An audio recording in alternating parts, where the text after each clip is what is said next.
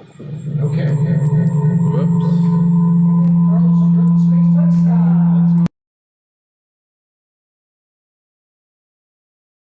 It's the wrong microphone. Yeah, something All right. like that. Okay. David, we're up and running. The July 26th EDC meeting is called to order. I thought it was the 26th. Oh, you know what? I got something happening the 26th, so that's been in my mind. So I stand corrected. Okay. Mr. Trejo, would you call the roll, please?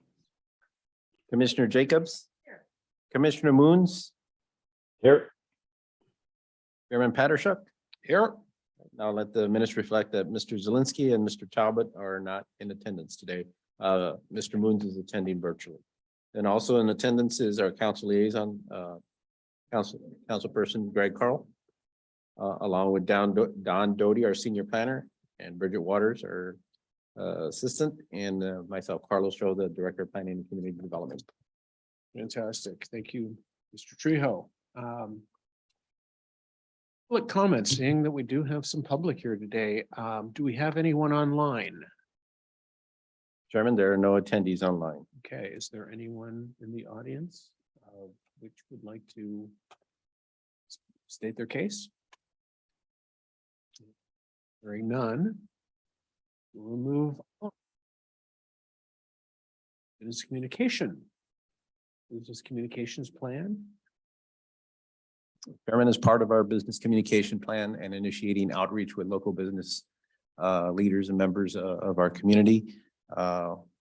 Tonight, we've invited Greg Yowitz, who is the developer for the Price Crossing development and also the developer for the Olive Crossing development that's under construction, also a local resident. So I have Mr. Yowitz here, and of course, part of our communication plan is to gather information from our local businesses regarding what the city's doing well, how has business been, and what could the city do better. And we have a good representative here to give us an overall view. Fantastic. Mr. Yowitz, would you please step to the mic and introduce yourself? They're adjustable. And say what, we've got a couple of questions here that we've been asking some of the local businesses. What are we doing well? How has business been and what can we do better? Of course, you've been very involved in the last few years with regards to being probably the major developer in town here. Maybe you could just state what you're doing, how it's coming along, and where you intend to be and when. Awesome. Love to. Thank you, Mr. Chairman. So Greg Yowitz, 6 Heather Hill Lane, resident of Olivet, developer of Olive Crossing, developer of Price Crossing. Yeah, so what I thought I would do first is give a couple updates, and then I'd be happy to answer any questions. And the first thing I wanted to talk about was Price Crossing. So, you know, it's 2022. And I was here in front of, well, I wasn't in this building. This building didn't exist at the time. Back in 2004 and 5, we presented the proposal for the Price Crossing development, which included a partial tax abatement through the state's 353 program. And there were, you know, opinions all abound about whether this was a valuable thing for our community or not. And in the end, the EDC at the time sought to approve it, and sort of wanted to run through a couple statistics. Number one, the building has been predominantly 100% occupied for over 16 years. The recent adjusted pre-pandemic, the amount of taxable sales that come out of the building are in the neighborhood of $10 million a year, which generates, with Olivet's base taxes and supplemental taxes, not less than $250,000 of revenue, simply only to Olivet, in addition to property taxes and everything else. When we built the building in 2005, at the time, the property tax on all of the parcels, the total property tax, was about $24,000 a year, including all jurisdictions for property tax. This year, actually, I'm expecting our tax bill sometime in October, November. I believe our tax bill will be somewhere in the neighborhood of $195,000, which is almost an eightfold increase. And we've been paying a portion of that over these years. And so in summary, what I want to say is that public-private partnerships work when done transparently and when you work together as a team. And I think we at Price Crossing have generated for the city multifold the promise that we made. Right?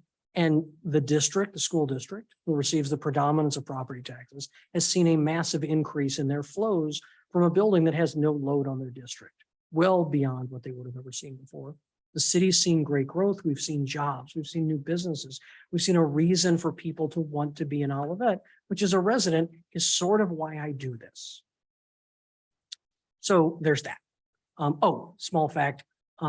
If it were not for the fact that somebody left the word draft on a lease that they brought me today to countersign, I would have signed a lease to put a new local coffee shop in the Starbucks space today. Unfortunately, the tenant actually printed the version that says draft, and my lawyers don't like that. So they gave me the deposit check. We'll actually sign the leases tomorrow. And I anticipate, I've given them 4 or 5 months to get their build out done because of supply chain issues. My hope is they'll expedite that. The coffee is delightful. I'm going to save the name for now until we actually sign and we do a little press release. But it's a really amazing story. The coffee is amazing and it's local. And I'm really excited. So we're going to bring coffee back to the community. So great job, Greg. Congratulations. That's great news. thank you. The people I've turned down, let's say the 25 or 40 businesses that have said, but no, I want to operate there. And I've said, well, do you sell coffee? No, I'm not interested. I know what the community wants, right? And that's what I wanted to do. So I sat out until we got what we wanted. So update on Olive Crossing. The roughly 500,000 square feet of construction, part of which is going on now. So I had the pleasure of taking the city council and some of the staff through the construction site this afternoon, all obviously wearing proper PPE, personal protective equipment, even after hours. Framing's going up on the apartments. The garage is 65% or so complete. It'll be done in a couple of weeks. We are though I can't say much, we are in negotiations with an office tenant that would kick off design of the office building. We are hopefully moving soon to construction documents on the first retail building and entertaining a whole lot of tenants there. Restaurant, well, probably 4 will fit in the building. So we're being a little choosy in the types of restaurants that the neighbors, I think, want and retailers. And still working on the rest of the lot, the rest of the retail. I have my dream that I bring the city a grocer. I will push that dream until I run out of options. I am not currently out of options yet.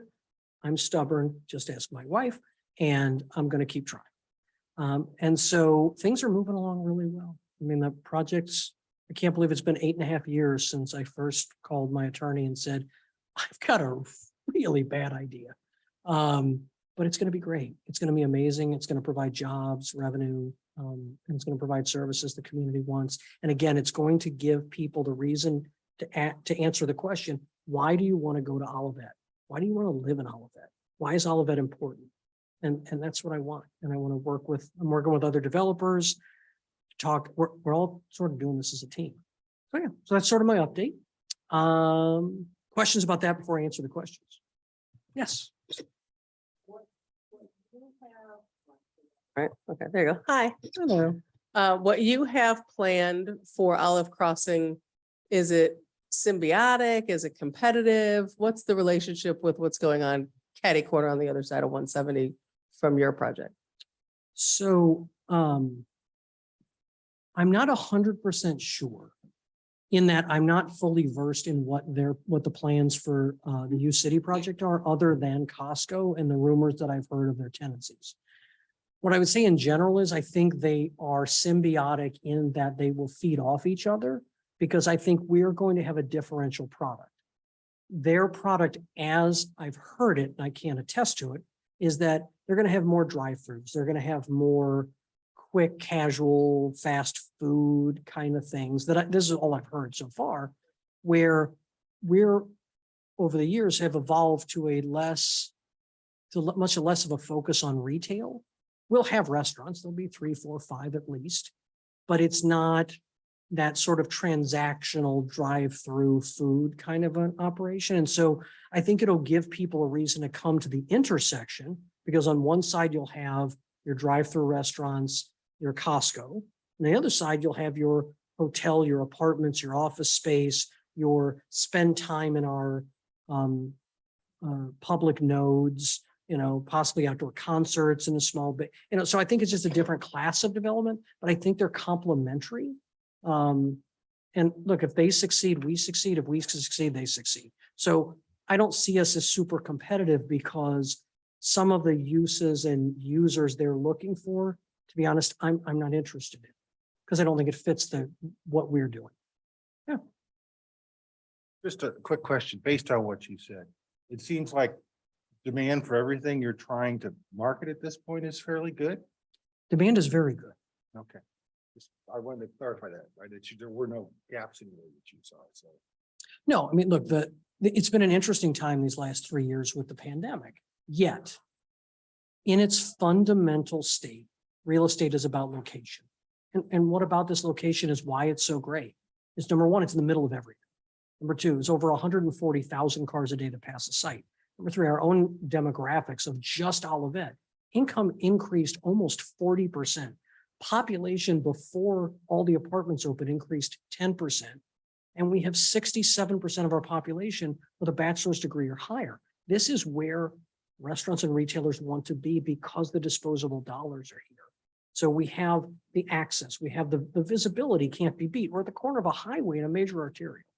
So it slowed things down, but our biggest challenge is really, like I was talking to a restaurant this morning, when are you going to deliver is the question to me. And the answer is my construction team needs to figure out when we can get all the material.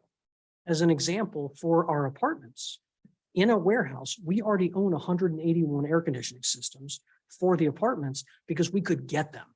So we bought them early. We forward contracted our lumber last December. It adds a new wrinkle to my business, but if you're thoughtful and strategic about it, you can avoid most of the significant challenges. I mean, prices, but their inflation's not my enemy. Then it can hurt and help us at the same time. Okay, so you have 181 units of Apartments, apartments coming on. yes, How many is the Oliver? 150 151. something. Okay, 100, okay, 151. And the one behind the CVS? 204, 208. 208. 4. There's 208 apartments going into that complex behind CVS. Yes. Wow. I didn't realize it was that big. Well, actually, 580, I think, in the market coming. It's roughly 580 between the three of us. yeah, I'm just sort of adding it up here. As well, you're not the only one who can't find a lot of things out about what's going on in U City, because originally they still have their old 3-4-year-old RFP out there, et cetera, and they haven't really updated it. Originally, there were apartments and hotels on that site as well. I just noticed this last week on Delmar West with U City. Yeah, 262 unit apartment going up there. That's basically in front of McKnight Place. No, that's sure that Charlie Deutsch's project. Yes. Yeah, okay, and is he affiliated at all with McKnight Place? He's one of the owners. Okay, yes. one of the owners, okay. I was looking to see if it was possibly maybe a 55 plus thing, because that would kind of fit in with. That's they what already we've own. heard, Okay, but again, it's U City, so I'm not 100% sure. yeah, I've also heard our window fabricator, we're using an Italian company to fabricate our windows. We've been told they're fabricating windows for apartments in U City. The thing we haven't gotten clarity on, now that you bring up Charlie's project, is that for right across the Interbelt? Or maybe it's for the Deutsch project. I don't know. We were told we're fabricating windows for apartments in University City. I thought until you just said that it might have been for the U City LLC project right across from me, That's. but maybe it's, Live. Lux Living is down at Delmar. Right, Delmar east of 170. correct, Right, that's apartments. right. But I think these windows are either for the used to be Novus, now Chapman I Clark see, project, okay. or potentially for Deutsch's project, but I'm not sure. So basically, when you add it all up, we're nearing close to 1,000 units that are going to be within a Yes. 1 to 2 mile radius. Mhm. How do you see that affecting your development? And generally the development happening in the general area? So I don't actually see it being an issue. We spent time with, this probably goes back to last August, with a demographer whose name escapes me, who studies these trends, more so in residential and apartment housing nationwide. And what he told us, and I'm summarizing from an over a year old conversation, was that if you look at the growth of the population of the United States, and you look at the number of apartments that have been built since the 60s, currently the United States is behind in production of apartments to the tune, I believe, of it's 6 figures worth of actual living units. And when I think about it in a microcosm, I think about it in our community. Prior to the Oliver opening, the last apartment that opened in Olivet was the year I graduated high school, which was 86.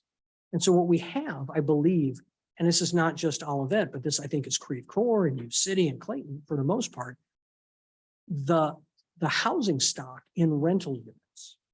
I mean, if you look at what was called Trilogy, now it's called Renew. I still call it Canterbury Gardens. I've It been was here the so former long. Canterbury Gardens, right? My cousin, when she was born, her parents lived there and I'm 54, she's 66. Those were new in 66 and they're still full.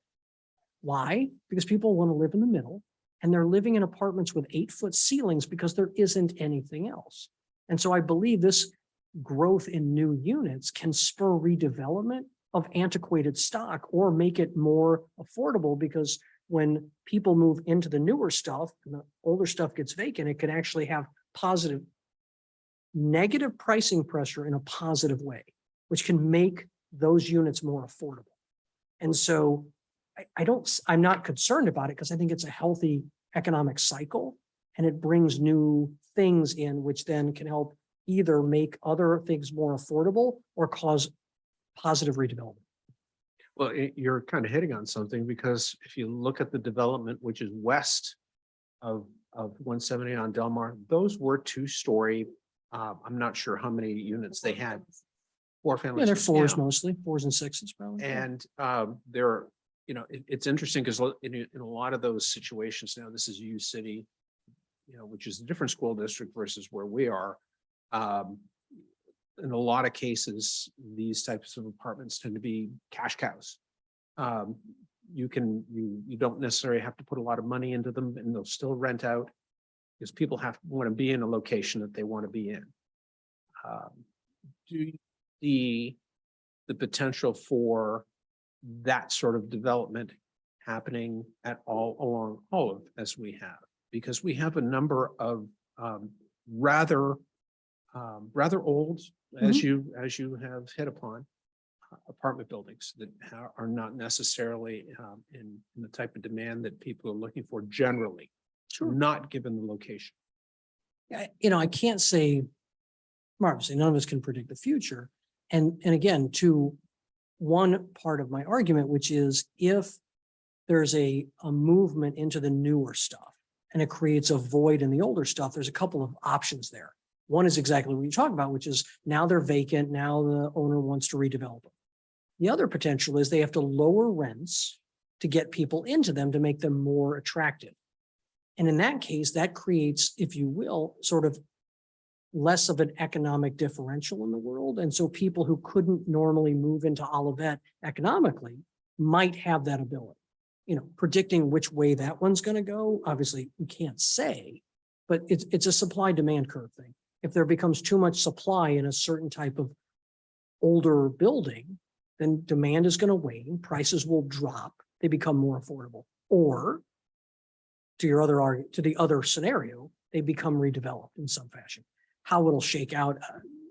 We'll all find out. We all live here. Well, it's kind of interesting because the last meeting we had Mr. Sansone speaking with regards to his apartment development. Mhm. One of the questions we put to him was how, we know that his development did not incorporate any low income housing. That he actually did a little bit of eye opening with regards to some of the developments he's done in other cities with regards to being able to finance it properly and have that sort of development within our area.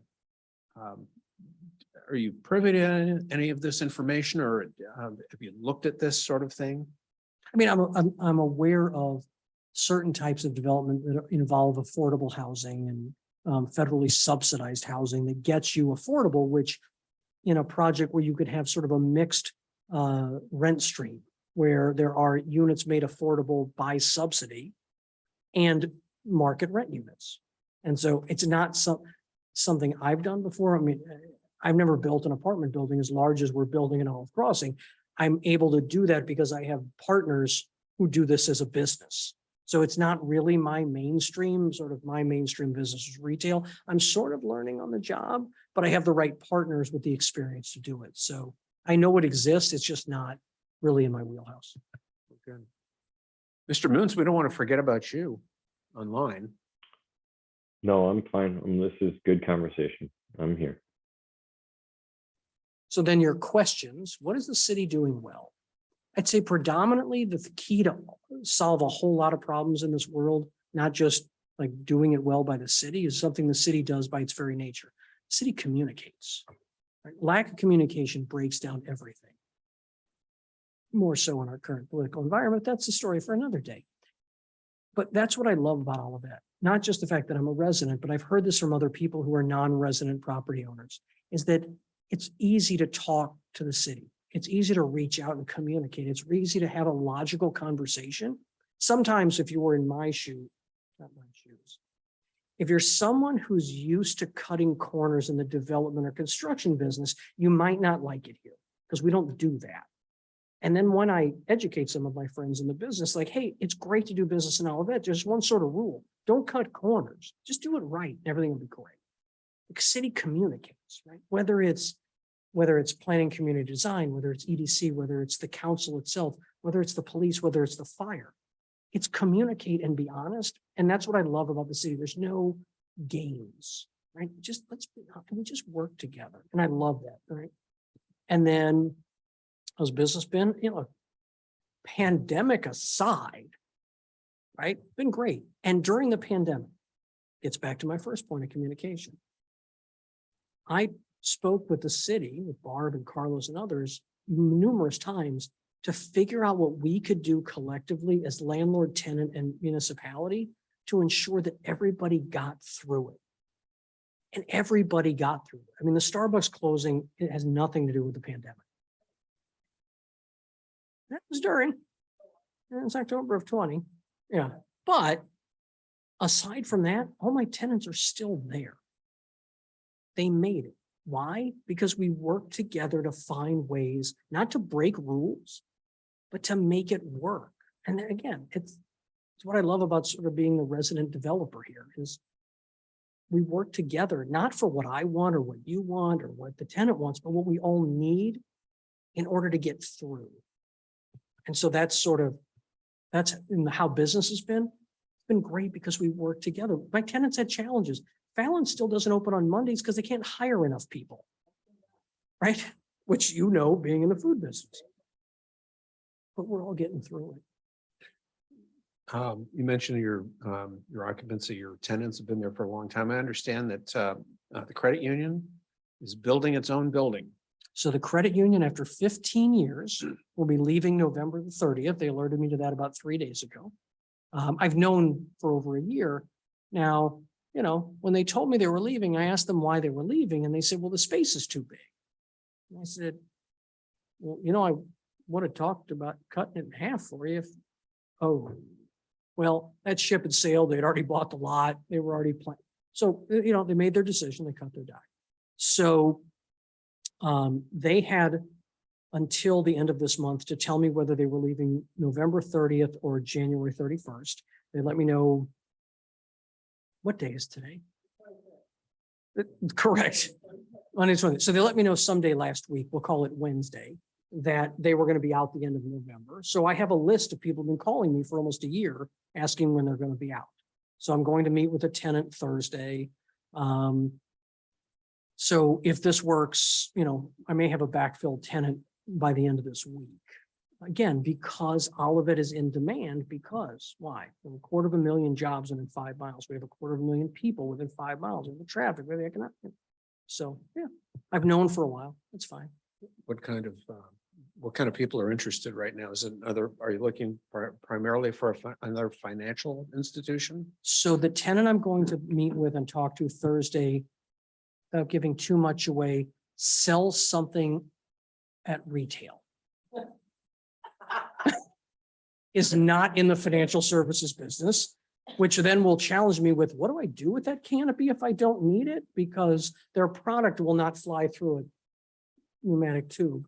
It does if you put the lids on tight enough.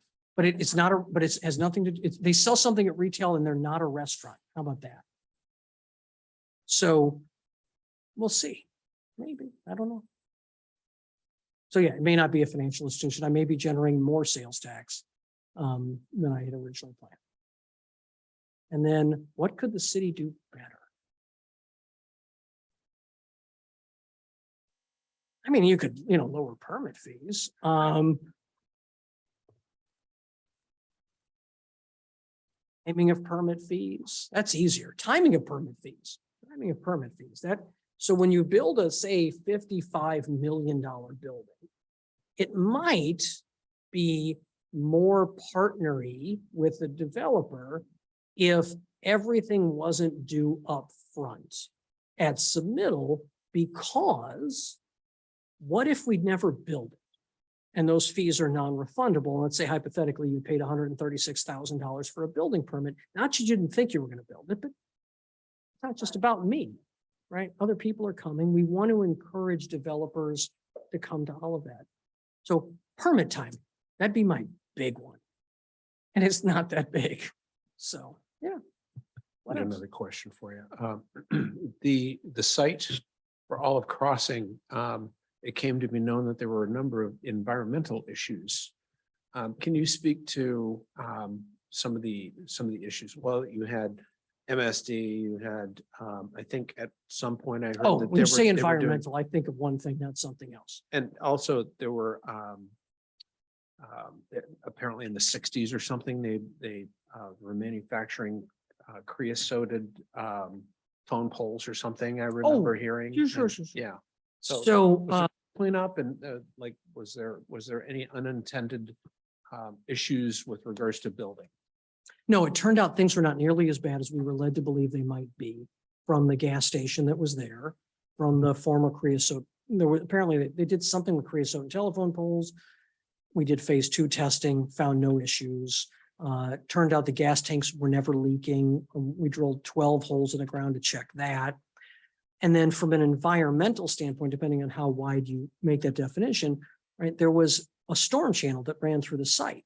Somehow in the history books, it was regulated as a navigable tributary by the Army Corps of Engineers. That storm channel that runs behind Price Crossing and it's dry except when it rains. So we're going to have boat rides now. Right. So when it crossed underneath Price Road, something changed. It became a navigable tributary. I have no idea, but it took 3.5 years to get a permit. Thank God I applied in 2016 to the Corps of Engineers through 4 government shutdowns. And we encased said creek in a pipe that's 5'3", so 5.5 feet. So it's this tall. I can stand in it. It's a 5.5 foot tall sewer pipe that we encased the creek. Basically, it actually is part of the river repair system. So if you call that environmental, we did have timing issues with bats because the bats are indigenous. The Indiana bat is an endangered species indigenous to this area. So there's a time in which you can cut trees down and a time in which you can't. That is bat nesting season. Fun fact, Do you know when bat nesting season begins? What day in November? It's totally obvious. Midnight of Halloween. Bat nesting season begins. It's weird, but very well may be. So we had to sort of time that, right? So environmentally, it really was sort of this navigable tributary. I tried to blame Carlos, but he wasn't here when it was actually done. But we got that solved. And then turns out we didn't actually have the environmental concerns. I mean, unstable soil that we found, buried rock and rubble when we cut the hill down, bad practices. Shockingly, there weren't permits in 1912 when you built houses. So what we found under the foundations had to be scooped out. The soil was bad. Have not found Jimmy Hoffa yet. Have done most of the cutting. Yeah. So far things are, seem to be moving. I mean, look, we've had our challenges. We buried 34,000 volt power. That was about $1.3 million in cost. But I think it arguably. Well, thanks for looks burying better. it though. I mean, I'm glad we don't have all that stuff like we have everywhere else. Right. That's And- great. And hopefully in September, early September, we'll start widening Olive from the middle of Price Crossing all the way to the Innerville. About $1.5 million worth of road work. I'd also like to comment how incredibly cool that crane is. That is Oh, the biggest 999? crane Yes. I've ever seen, except for the one across the street. I mean, at Delmar, that's big. Right, it's the too. same crane. Yeah, it's huge. It's actually a 999 also, I think. It's huge. They're Yeah, it's huge. I saw it before it went up, like it was just laying. When it was in the laying on its property. side. Oh my goodness, that's a big crane. It's a big crane. You didn't, but you were back to the environmental thing and Yeah. the bats, but not just the bats. What about all the other, were there any other wildlife disruption concerns? I mean, bats, and not bats, we already dealt with bats. Deer, turkey, do you have any of that back there? No, Fish and Game was there. So as part of that navigable tributary permit, that triggered a review by Fish and Game and the Forestry Service, and they all came out, and that's when the bats issue showed up. But no other wildlife impact was identified. I mean, there were, in the initial presentations, there were some concerns from the Stoneleigh Towers neighbors about an owl and about a deer. But the Fish and Game people didn't actually bring that up to us, so we dealt with the bats. Different parts of the development are scheduled out. Right now, you're primarily working on the apartment buildings. What type of schedule do you have to roll out the rest of the development? And do you foresee any changes? So apartments wise, the apartment one's easy. We're scheduling completion and move in, I think, in about August of next year. So we'll be able to start moving people in to the apartments. It is my hope. So my partners and I like to redesign stuff, even though we say, okay, this is it. This is the last time we're going to redesign it. And then somebody goes, well, what if we did this instead? And yes, if you've ever built anything, and then I say, well, wait a minute, I thought we were trying to control costs. This is going to cost more. We spend 2 weeks on it. Then they realize that was right. And then we stop. I believe we're finally set on the Lot 3 building, which is the 10,700 foot retail building. If we're there, I'm waiting. So I think we're there. I'm waiting for the construction team to render the most important information, which is when can we get everything like the roof and the steel? Because those things have become uncertain in this world. I would tell you my best guess is in May of next year, that building will open. And that's what I told one of the prospective tenants this morning. If we come to terms with this office building tenant quickly, let's see, this is July, let's say design takes through December, we bring it through PCDC, through the winter, we're able to start construction in ideally April. Office building is going to take 17 months. So we're looking at we're looking at spring of 24, starting to look at it. The timetables are exacerbated because supply chain's a disaster. And then while that's happening, we'll flight plan the hotel because we can't open the hotel. Marriott doesn't want us to open the hotel till the office building's done. So in that time window, we'd schedule all of that. So I think what we think right now is by middle 24, about 2 years from now, we're done. And in that time window, everything opens. Hard to pin the various pieces.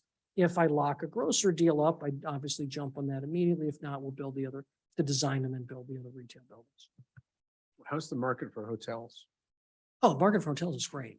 Again, similar situation to apartments. There's nothing in the central county that's new. There haven't been hotels built. I mean, there's a Residence Inn going up in Clayton. The La Meridian was a rehab, more higher end. When you look at, All the new, so-called new, or have all been rehabs. I haven't seen any new buildings, even the Fairfield Inn right at Clayton and Hanley. That's like the last new hotel that I could think of. right, there's a Courtyard at Hanley and 64. Right. But what we have is, what we liked about it and what the market study showed us was that you have all this hotel product in the center of Creve Coeur. You have all this hotel product in the center of Clayton. You have all this hotel product at the airport. You have all this hotel product down at 64. There's nothing serving the center. And so whether it's friends of mine who said, oh my God, and we're not going to make their timetable, but my family's going to have a celebration. My child's going to have a bar mitzvah, right? We can serve the middle and it's 160 rooms, but we have no concerns about that at all. I mean, I have no personal concerns. I think the hotel will be very well, we have a high occupancy. I think it'll be very well used. Is it a mid-market hotel? Yeah, so it's what we franchised was 80 rooms of Marriott Courtyard and 80 rooms of Element by Weston Okay. to appeal to the overnight traveler and, whether it's soccer teams or families that stay for a week. Things through. And we appreciate that. What else? So many questions, so little time. Even Yeah, off the nothing. top of my head right now, but I had one more question, Greg. Other than the permitting, when you kind of remove yourself from this scenario and you look at other potential developers as they look at Olivet, what hurdles do you think we'll have to overcome to attract them? Not your projects, but I'm talking about new ideas, new people, different people working on it. What hurdle, other than the permitting that you brought up, do you think do we have to overcome? See, I think our public-private partnership, I think the work with Sansone and the work with Opus has really fixed the biggest challenge in the market with other developers, which was people said to me when I started Price Crossing back in 05, are you crazy? Nobody does business. Olivet, oh no, don't do business there, right? They're crazy. And I'm like, wait a minute, I live there. I'm one of them, right? The reputation that the city has garnered is that it is a public-private partnership open for business within reason municipality. So honestly, David, I don't think there is a challenge. I think people are, the biggest challenge is availability of land to redevelop. Right. That's really it. People see what has been accomplished and what's happening. If you take Opus, us, Price Crossing, Sansone, what are we looking at? Plant Haven, right? I think we're talking about over $300 million of development in a half a mile. There's a house, and this just goes to the market. There's a house I'm aware of on Olivet that went on the market about 3 weeks ago at a price I was surprised how high it was. It sold in one day for $250,000 premium. Oh, premium. The premium was $250,000 over an asking price that was surprising to me. It was so high. I believe Olivet is where it is because we've been doing this hard work for decades to say, why do people want to be in Olivet? Not how do you give it away, right? Not how do you make it super easy for people like me, but how do you make it reasonable and logical? And that's what I tell my friends in development. Like, how do you do this? Because back to my beginning, we communicate. Neither one of us comes in looking to win. It's how do we work together to get it done? And so, and it hasn't been easy. I mean, for those of you that remember, whatever, 16 years ago, when I came in with Price Crossing, right? The building is 16 years old. All of it had a haze over it. People told me I was crazy to try to build an Olivet. But that was the past and they were holding on to that. So David, to be honest, I think it's availability of redevelopment opportunities is our biggest limiting factor because we only have a square mile, give or take, right? I mean, which is okay. But I think Olivet is where it is because we've been logical, thoughtful, and fair, both on both sides of it. Samsung, Opus, me, Planet, whoever, the city, everybody.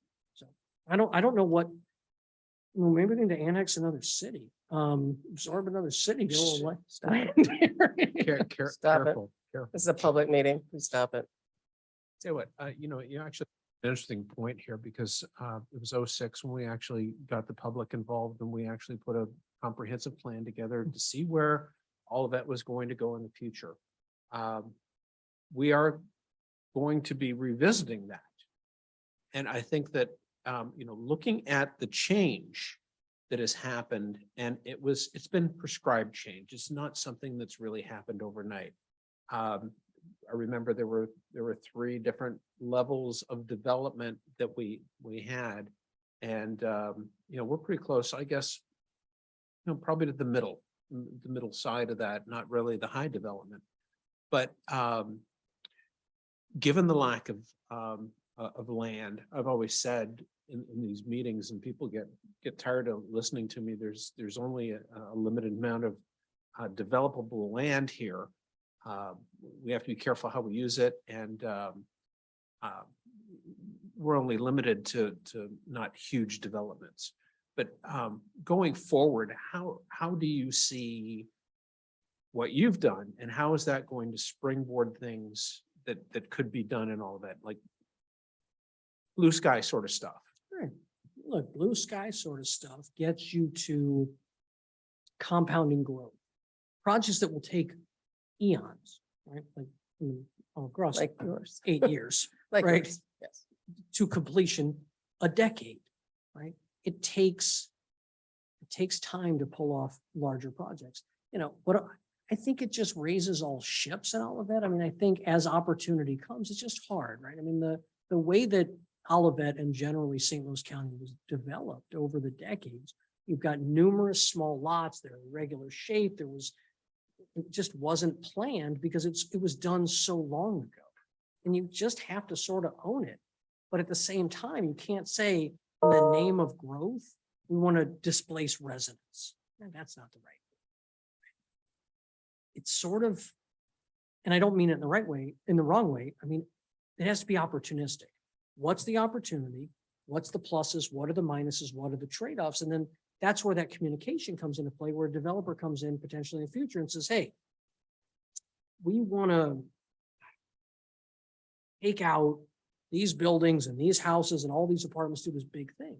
And I think the leaders at the time will have to say, is it worth it? Right? You said we ended up in the middle of the 3 layers. Well, I mean, I tell you, to me, that's a slam dunk home run. Because being at the top end means you're more susceptible to economic risk.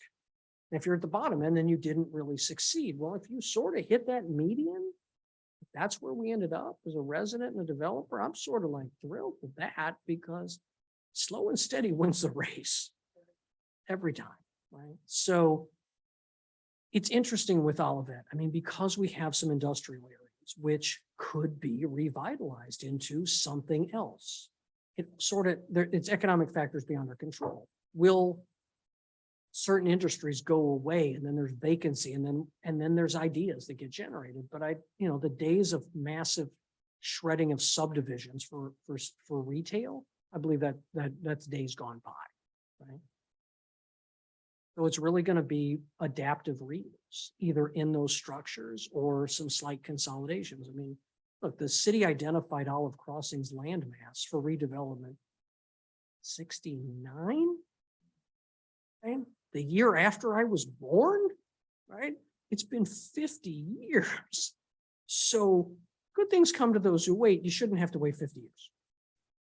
So I don't know. It's hard to say. It really is situational to the property that becomes available. Trust me, I live here. I'll be keeping my eye out because what's good for the city is good for me. I'll simply note that recently on Zillow, I saw Stony Towers tear down lot going for almost $1 million an acre. That's an acre. That's the first time I've seen what I'll call normal Olivet sized lots, which is around a half an acre, anywhere near $1 million an acre. I've seen Harvest and Cherry Tree, those really small lots, go for over $1 million an acre several years ago.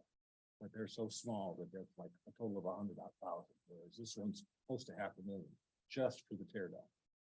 I will tell you that not long from now, And right where Houses- you destroyed the neighborhood too. and terrible human being, I know this. I will tell you not soon from now be surprised when you hear the first house in Olivet, not now, but it won't be long. Houses in Olivet will start selling for $2 million. For $2 million. When did you say you thought that was? I'd give it 8 months. Because both. Because there's one there's an existing home in this city that is about to sell for $1.85 million. House is 10 years old. The house is at Dealman and Price, not Dealman and Price. Dealman and Old Bonham. Dealman and Obanum, those new houses where the twin houses were, Right. those are starting at 1.3. Right, those are brand new construction. Some of those will probably total out at 1.7 to 1.9. But I'm saying a 10-year-old home in the city of Olivet will sell soon for $1.85 million, something I will tell you I would have bet money against. And I'm thrilled. So when are you putting your house on the market? My house wouldn't sell for that much. That house is That's what I much was thinking nicer, too, Rod. newer and bigger than mine, but it's crazy what's going on in this town. And I love it. I mean, there's nothing for sale. Well, I don't love it because I love our young first-time homeowners too, and they have no homes. It's very difficult. I do not love that. And again, that's my argument in the beginning, which is they may not be able to get into its ownership. But if the apartments pull residents out of the smaller, older stock and prices decline, it'll be easier to at least get into the city. It's tough. And the supply chain has not helped. The prices of building materials are literally insane. They're insane. We've been asked for upwards of 40% price increases and we have to fight them to make sure they're valid. Whether it's cabinets, whether it's our drywall number went up $200,000. Our cabinets went up 40. The appliances are up. Like I said, we luckily bought the air conditioners, paving. Here's a good one. Concrete, they're going to try to push through 20 to 30% prices increases in concrete. One of the largest concrete plants in the United States is about 45 minutes from where my feet are right now. Explain to me how gas prices, which are currently declining, result in a 20% increase in concrete when it's manufactured locally. I don't get it. Well, concrete is actually a fairly energy intensive build It is. process. It Oh, is. sure it is. Yeah. But if you're only bringing it I'm not, 45 believe me, miles, I'm your side on 8% I this. wouldn't have complained about. I was like, but how do you get to 20 or 20? You know, given your, the cost push that you're seeing right now. And this is probably too early for you to say, Mhm. but do you, have you revised your rents with regards to, I don't think The we've even residential- revisited it. No, I don't. I'd have to ask the management team, but you can't really price your units until you're ready to lease them. Would I be surprised if they've accelerated increase? No, I wouldn't be surprised at all because I believe the Olivers accelerated or increased or whatever the right Mhm. adjective is from the time they planned them. Because again, inflation charge more for rent. Because No, it's- I've- services cost more. I'm very surprised at what people are getting for rents. Because I know that within Clayton, basically, not Central West End, not, because there's been a fair amount of development down there, but along the Central Corridor all the way out to 270, there's been thousands of apartments. Mhm. And I'm surprised that they've been able to be absorbed as fast as they have been. People like new. Yeah. I mean, that's just all there is to it. And That's- I won't say who, but someone I know who lives in Olivet just rented an apartment in a building that my partners are building, that I'm a partner in in the Central West End at almost $3 a square foot. $3 a square foot on an apartment is a very big number for St. Louis, except more and more buildings are getting there or close to it. I mean, the Oliver's in the they're over 250, I think, or they're close to it. Now, you're negotiating right now with office tenants. Mhm. First question is the tenant going to drive the design? Of the interior or exterior? Either? Interior, 100%. Right. Right. Exterior, we have a design we like, maybe slightly modified with some input, but overall concept and layout on the lot, no. So it's basically build to lease rather than build to own. You're not selling it off or anything like that. No, Okay. no, we'll have 2 or 3 tenants in the building probably. I mean, our minimum tenant to start is 2 floors. With the change in demographics of office staff Mhm. and the market turn down in with regards to Class A office space, et cetera, companies are not needing as much. I mean, you've got a very small piece of that, but it seems as though you're doing well with that. But do you see it changing? And are there other people in trouble or with regards to that? Do you see the change in building out over the next little while really starting to take hold?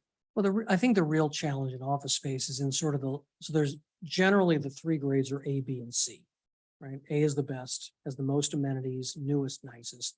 C is older, lower ceilings, less amenities.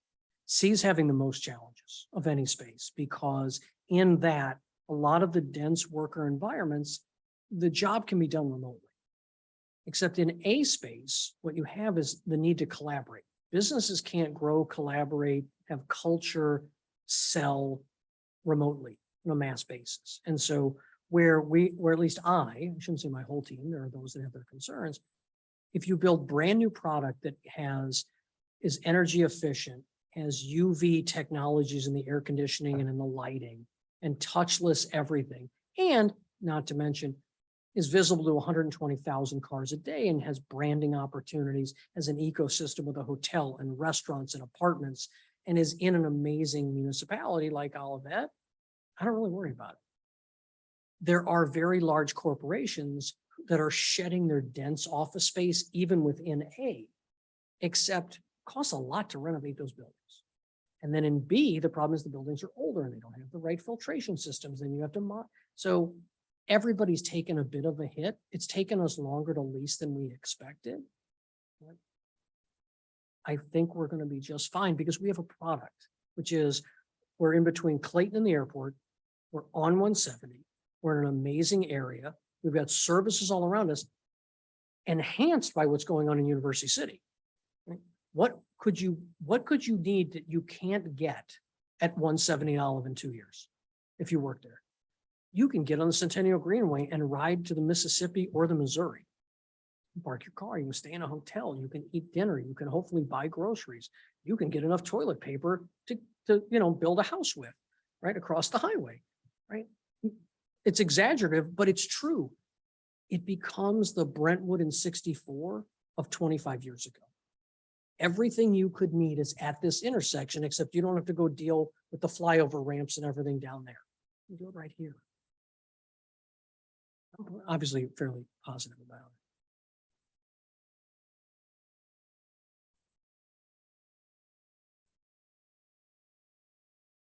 What else? Good discussion. Good discussion. Any comments from All the people in the from audience? People in the audience? Okay. I don't have any more comments or questions from my end. Thanks, Greg, for your time. Only took me like 22 minutes to answer your question. It was a good answer, though. I recorded it. Good. With that, I think we really appreciate you coming out. Sure. And glad we're having the success and we're being able to share that in the public-private partnership that we inked so many years ago. Keep it up and actually we would, I think the members here would actually love to have a tour of the building site at some point? That'd be nice I to mean, hear. Barb told me you weren't allowed to have one. I'm sorry. Understand. So Yeah. yes, let me know what works and we'll schedule something. Sure. Okay. Yeah, no, it's been great. One last thing I'll end with is somebody called me with an idea the other day, which I shall remain nameless for now. And their question to me was, is Olivet a city where public-private partnerships can happen for the benefit, for like big ideas?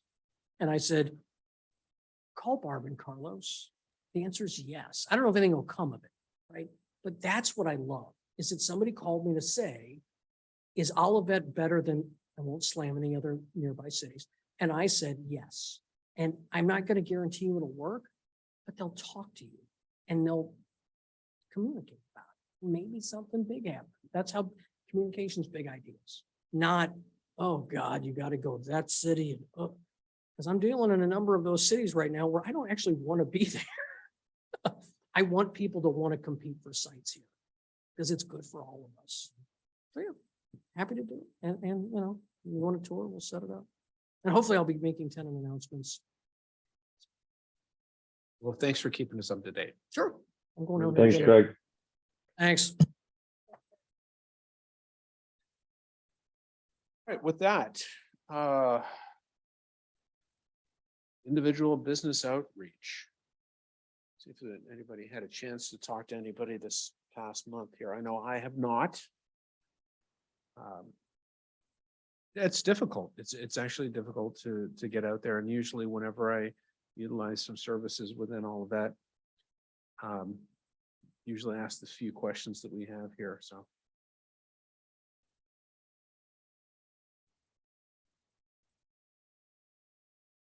David, how about you? Any success? I did not, I was not really around for the last month, so I unfortunately didn't have a chance. I apologize. I'll try to talk to some folks and get some feedback over the next month or so.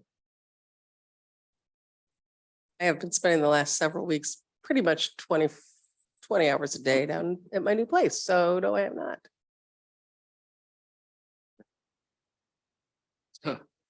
It's all good. It's all good.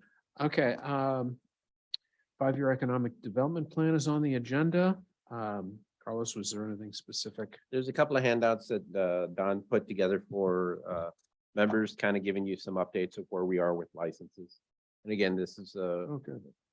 early on and preliminary, but I think she did a nice job of breaking down the categories, employment information and things like that. So we're going to start going over there and going through these and breaking down the data and giving information to the commission. And this is part of, our data component and understanding of businesses as noted in the 5-year plan.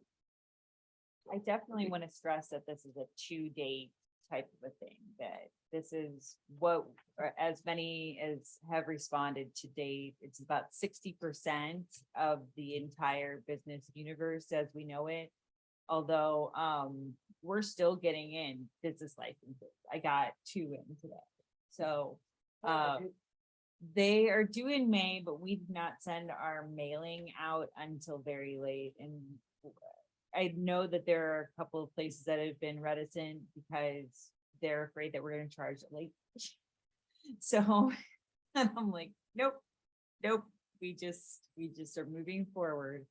And people have really responded well. I feel that 60% not so bad. We're gonna we'll do another mailing, in follow up. But really, we need to investigate what is all vacant and understand our vacancy. But also, not just who hasn't paid, right? Like, we want a better understanding of what is in the space, who is in this space. I thought the number of employees was really interesting to look at. And I did I'll admit that it's a little bit, not the prettiest thing I've ever put together. I could have spent a lot longer on the aesthetic. I kept putting off running this kind of data because we are still getting business licenses in. But yeah, it really is interesting to look to see where where things are located, right? And how many exactly. We have this whole concept of retail and industrial and I mean, obviously where where our numbers are, it's very evenly spread, honestly. And Dealman Rock is by far our smallest area. So, or no, yeah, sorry. So Dealman Rock is,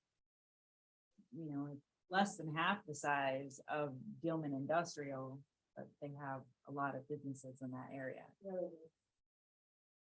This is great, yeah. And actually, I know that during COVID, a lot of the some of the feedback we got talking to businesses was that the flexibility we had in dealing with people getting their licenses in was very much appreciative. Oh, good. So, Well, we just, finished, did the template and everything on our new system. So I was very excited to, we can actually just press print. wow, All you have to do. great. All right. Well, thank you for that.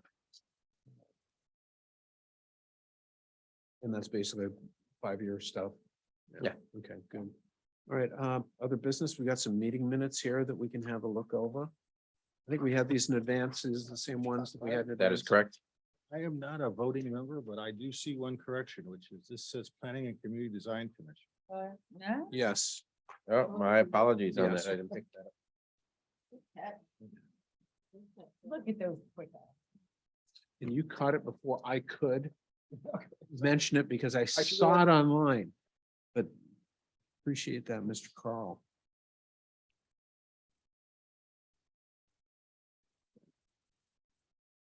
So I had to look at these and these were acceptable to me. Anybody need a moment to have a look at those?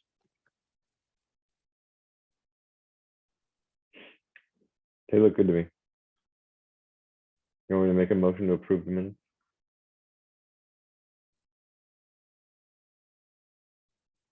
Did you just make a motion? Yep, to approve the Oh. minutes. I'll second that.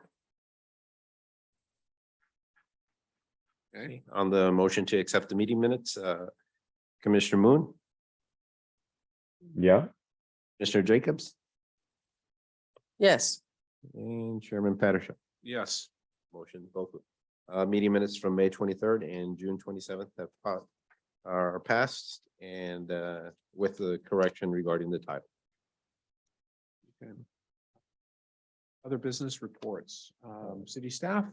Just a quick thing, I think Ms. Jacobs made all 3 television stations and 3 sets of print media all in the past 3 weeks, so congratulations. I'm a little tired. Yeah, I can imagine. And and a lot of Facebook likes. Yes, we're very excited. So come visit me. Sorry it's not here, but it's really cool. So please come visit. Firestone had their grand opening on Friday. It was attended, Chairman Patterson was there as a representative and a chamber member too. In there. For our next meeting, the 4th Monday falls on August 22nd, and I'm gonna be out that day.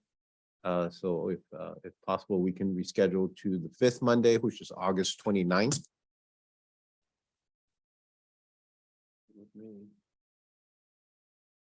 that's fine with me. That's a couple of days before night out. Yes. Which is on Wednesday.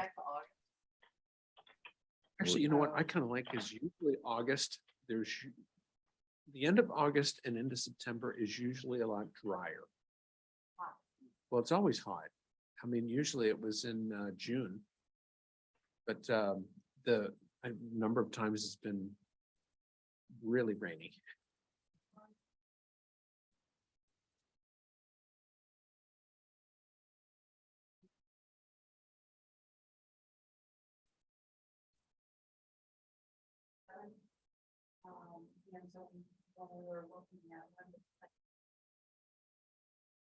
Because that was an issue.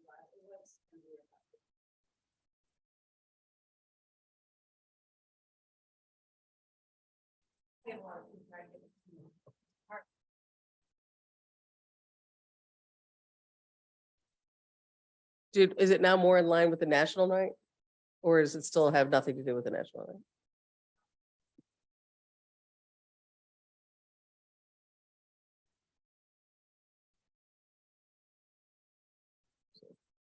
Thought it No, was they're- early they're August, different but I could be wrong. So that being said, if we can move the meeting to August 29th, I've coordinated with John Sella, who's the developer of the Plant Haven Commercial Center, to speak before the commission. And I'll confirm that with him. Outside of that, you got updates regarding Olive Crossing. And I have no anything further unless there's any questions. Anything with the storage facility? They should start some soils work within. Actually, they may be doing some soils work now or this later this week. And we anticipate permit plans coming in by mid-August.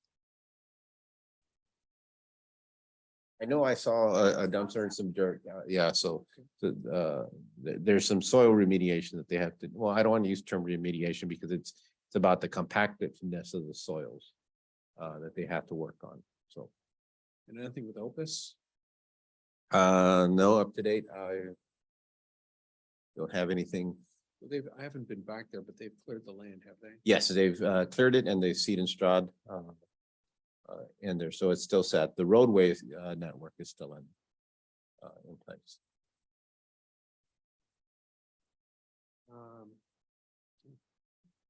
Anything from council? Let's see. One thing I do want to update you on is, I did check, and so it is available to say something which I didn't say at the last meeting, which was about being someone possibly getting some money from Samsung because of them not holding on to the building as long as they were in the discounted price we sold to them. Oh, They are right. going to make a contribution to our parks fund, $150. Yeah, 150,000. Nice. So, Mr. Moons, that was kind of like a little clawback we got there. Is that the clawback that we're talking about?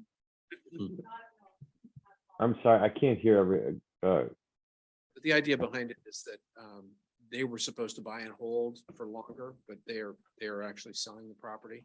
right, yep. So they donated a bunch of money? 150. To the parks. To the parks. Oh, that's outstanding news. We're gonna get that pool. Sound really excited about it, I'm just gonna say. When did it? I don't, I heard about it at a city council meeting.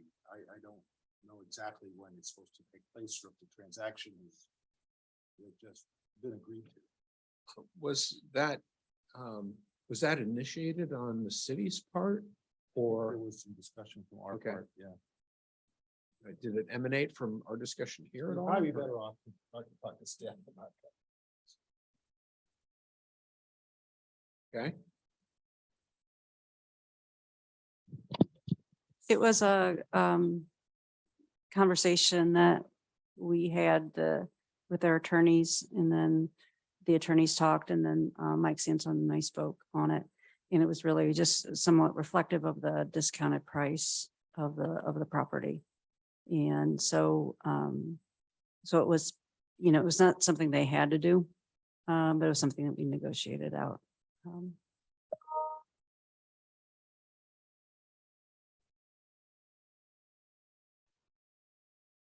Sounds like a pickleball court to me is getting put in. I don't know about you, but that's what I just heard you say is pickleball court.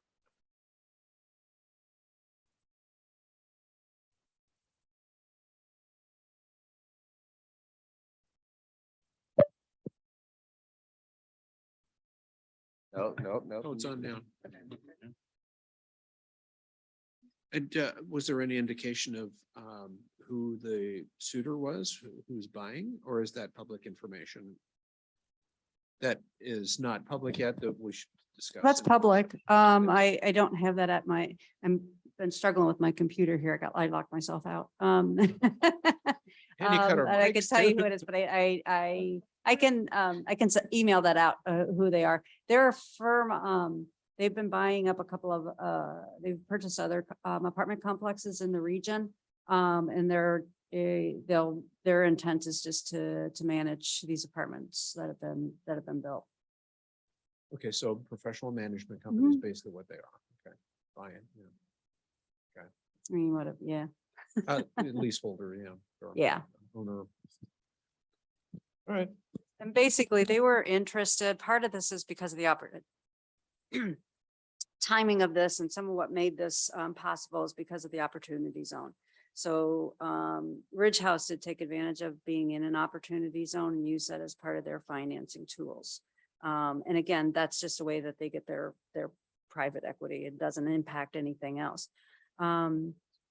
This firm, basically what they do is they'll manage these complexes, but they also have individuals with money who are trying to invest in these opportunity zones. And so that was actually part of what made this appealing to them, as well as, and then the reason it kind of got expedited was because there was a June 30th deadline for when they needed to get all the notes and things completed to make it for the opportunity zone. Otherwise, they kind of missed out on, they would have kind of waited another year or so to do this. So that's kind of where, so it came up, I'd say quickly, but in government time, it was pretty quick.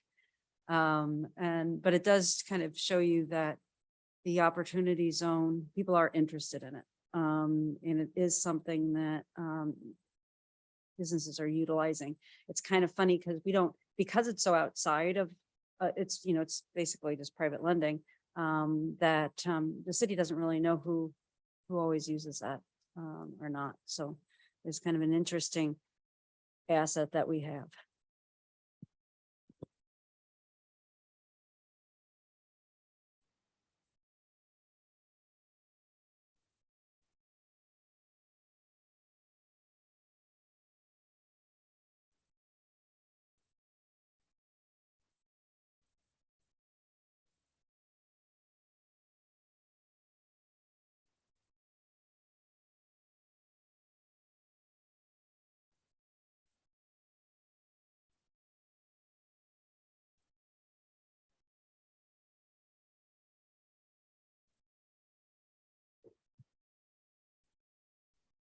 I can't hear anyone. I'm seeing someone wave. So are we saying goodbye?